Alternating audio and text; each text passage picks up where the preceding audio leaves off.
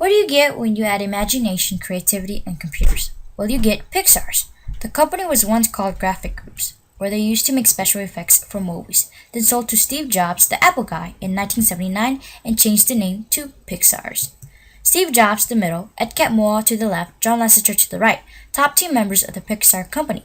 Out of the three, Ed Catmull, the computer scientist, helped Pixar develop one of the most rendering systems out there today, called RenderMan.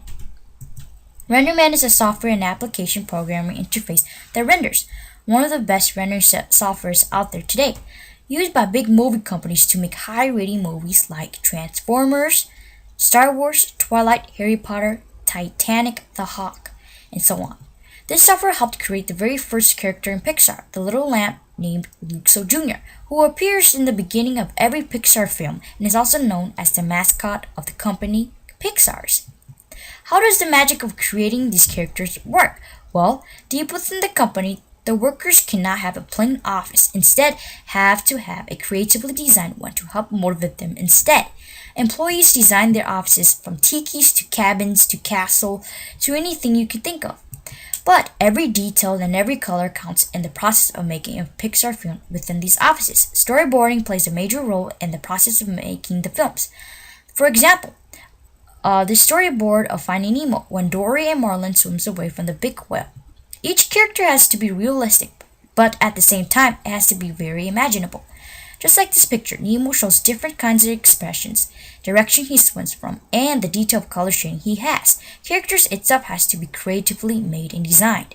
Another process with making the film is sculpting and modeling characters to bring them to life.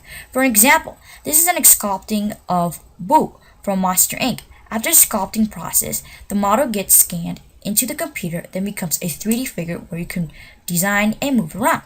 Every film in Pixar takes years to develop because each process taken to make these films are very time consuming.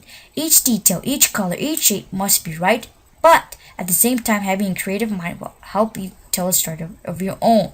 If you look closely, you may see a very brilliant detail that Pixar puts into all of its films to link together. Look closely. Do you see the Pizza Planet truck? Each Pixar film tries to put this truck in all its films to link them together. Wow, that's awesome!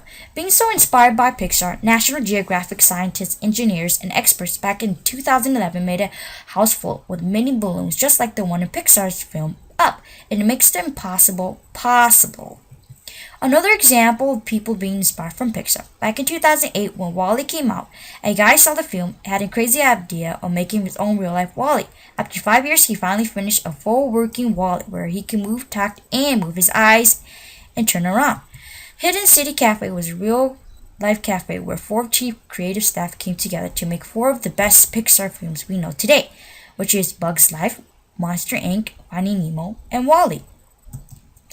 Being such an inspiration, a little girl with cancer.